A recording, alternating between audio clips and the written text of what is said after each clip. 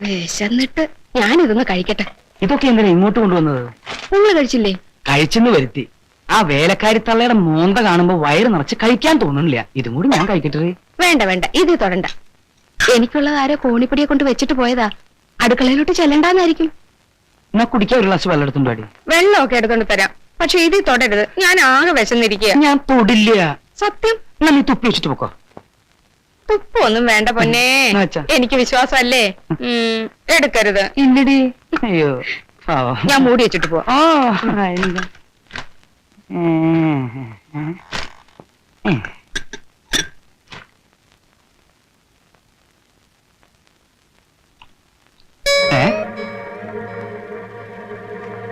ഇതെന്താ ഇതിലൊരു എഴുത്ത്? എന്റെ ഓമ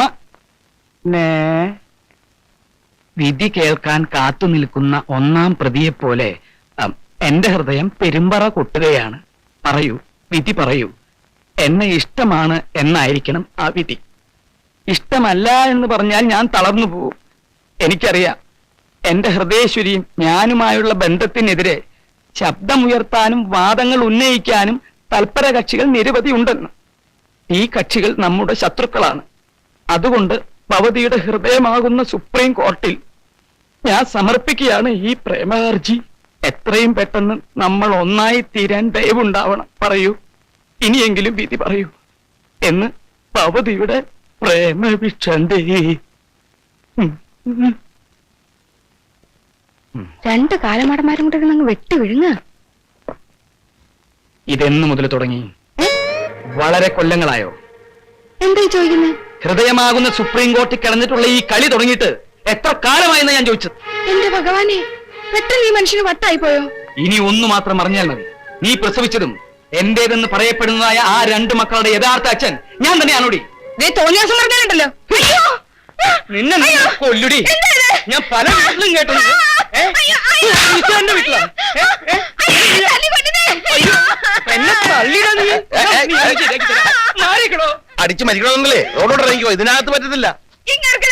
എനിക്ക് മനസ്സിലാവാത്തത്. നിന്റെ ഈ പ്രായത്തില് നിനക്കൊരുത്തം പ്രേമലേഖനം എഴുതെങ്കിൽ നീ എത്രയ്ക്കും ഭയങ്കരമായിരിക്കണ്ടേ. അവനെ നീ എങ്ങനെ വല വീശി പിടിച്ചടി.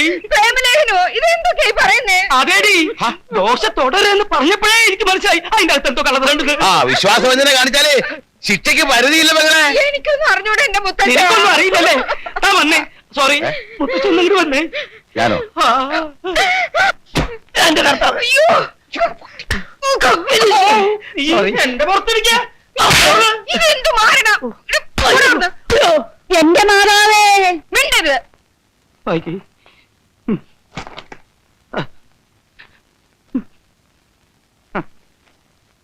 മനസ്സിലായി. എന്ത് മനസ്സിലായി?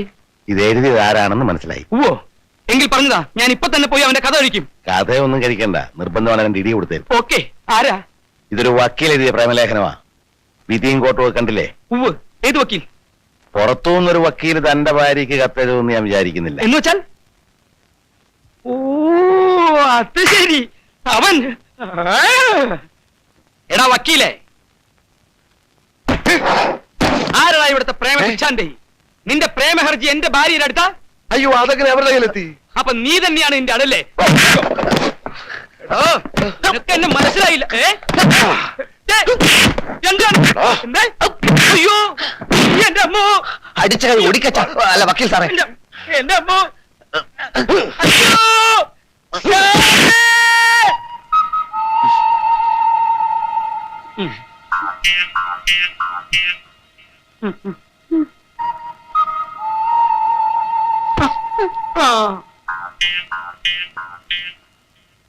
നല്ല വേദനയുണ്ടോ?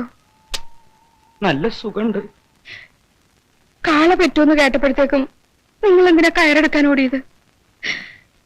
യൂണിഫോം ഇല്ലാത്തപ്പോ ഏത് കൊച്ചുകുട്ടിക്കും നിങ്ങളെ തല്ലി താഴ്ത്തിടാൻ പറ്റുമെന്ന് ആലോചിക്കാത്ത എന്താ? ഞാൻ എന്തു കുറ്റം ചെയ്തിട്ടാ നിരപരാധിയായി എന്നെ നിങ്ങൾ തല്ലിയത്? നിരപരാധികളെ തല്ലുന്നത് നിങ്ങൾ പോലീസുകാരൊരു പതിവാക്കി എടുത്തിരിക്കുകയാണോ? ശാന്ത, എന്റെ വലത് കൈ എനിക്ക് ഇപ്പോഴും പൊക്കാം. ആ, ഇതാ കുഴപ്പം. ആ പൊണ്ണത്തടിയും ഗോതമ്പ് ദോശയ്ക്കടിയിൽ ഒരു കത്ത് വെച്ച ഉടനെ ഞാനങ്ങ് മയങ്ങി പോകുന്നു നിങ്ങൾ കരുതിയോ? സത്യം പറ, വാക്കുകൊണ്ടോ നോട്ടം കൊണ്ടോ നീ അവനെ പ്രോത്സാഹിപ്പിച്ചോ? ദേ, യേശുക്രിസ്തു ബൈബിളിൽ പറഞ്ഞിരിക്കുന്ന എന്താണെന്നറിയോ? ഭാര്യയെ അവിശ്വസിക്കുന്നവൻ ചൊറി പിടിച്ച് ചാവുന്ന. എന്നാ നീ എന്റെ തലയെ തൊട്ട് സത്യം ചെയ്യ്, അവനിലേക്ക് നിന്റെ മനസ്സ് ചാഞ്ഞിട്ടില്ലാന്ന്. ആ മണ്ട വക്കീലിലേക്കല്ല, മമ്മൂട്ടിയോടോ മോഹൻലാലിനോടോ പോലും എന്റെ മനസ്സ് ചാഞ്ഞിട്ടില്ല. ഇനി ചായവേ നാളെ കഴിഞ്ഞ് മറ്റന്നാൾ മണിക്കൂറുകൾ മാത്രം എണ്ണപ്പെട്ടുകൊണ്ടിരിക്കുന്ന കേരളത്തിന്റെ ടിക്കറ്റുകൾ 25 ലക്ഷവും മാരുതി കാർ. 10 ലക്ഷം ഏതാ? ഇത് കർണാടക ദസറ ബമ്പർ. കേരളം 25 ലക്ഷം. തമിഴ്നാട് പൊങ്കൽ ബമ്പർ.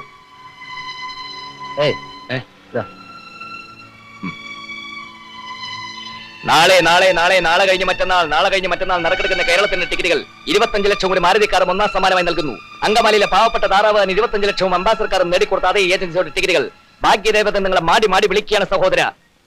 നിങ്ങൾക്കറിയില്ലല്ലോ, ഈ ഒരു പ്രശ്നത്തിന്റെ പേര് ഞാനും കുര്യച്ചനുമായിട്ട് ശരിക്കൊന്നും ഒരസിരിക്കുക.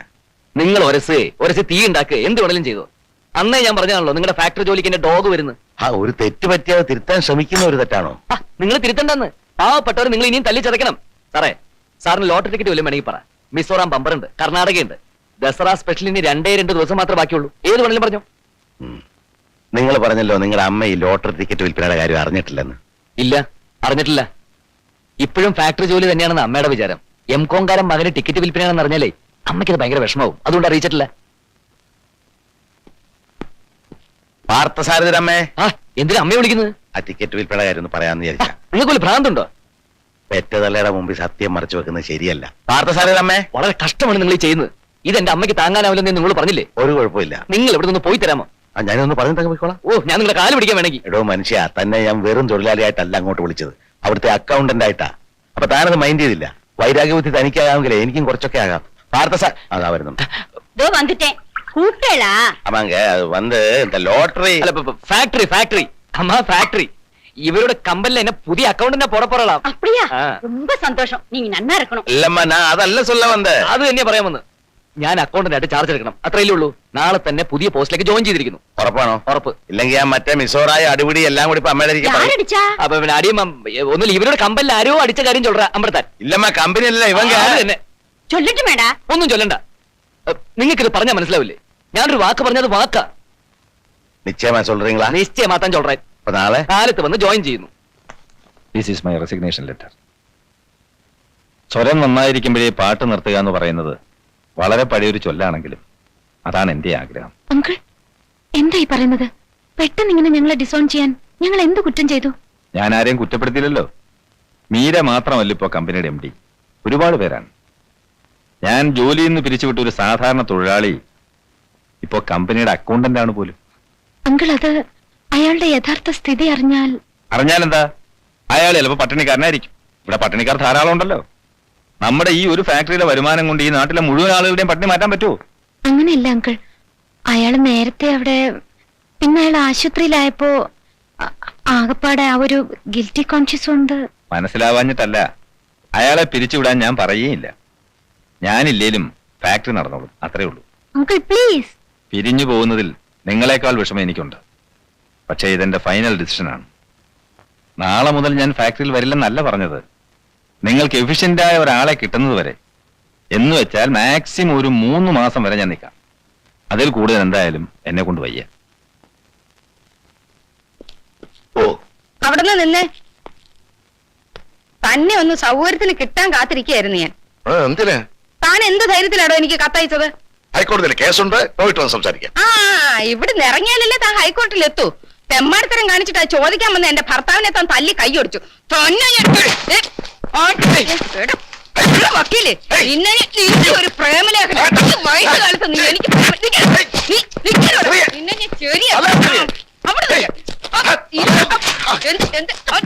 കൊല്ലി ഞാൻ നിന്നെ. നിന്നെ എഴുതരുത് ആർക്കും. നിന്റെ ഒരു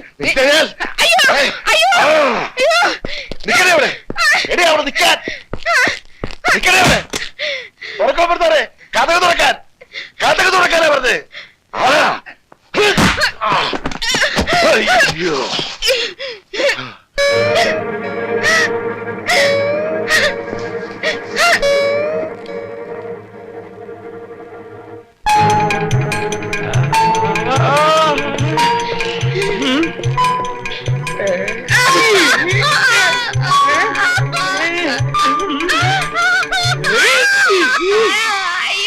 എടി ഭദ്രകാളി, നീ ഇത്രയും വലിയ മന്ത്രിയാണെന്ന് ഞാൻ മനസ്സിലാക്കിയില്ല.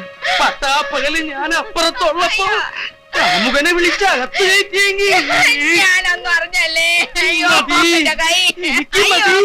എല്ലാം മനസ്സിലായി. കൈ അടിക്കല്ലേ. അയ്യോ. ഓടാ അയ്യോ. നരച്ചോ. അയ്യോ. പറയട്ടെ ഛെ, എന്താ നീ വിചാരിച്ചേ? എന്നെ അടിക്കരുത്. ഞാൻ പറയുന്നൊന്ന് കേക്ക്. അടിക്കല്ലടി. അയ്യോ. അടിക്കല്ലേ? എന്നെ ഞാൻ പറയുന്നൊന്ന് കേക്ക്. ഞാൻ നിരങ്ങ. നിന്നെ ഞാൻ ഇന്ന് ഈ കയ്യോടിച്ചല്ലേ ഞാൻ. കൊല്ലും ഞാൻ. എന്താണ്? ചവിട്ടി ഞാൻ കൊല്ലും.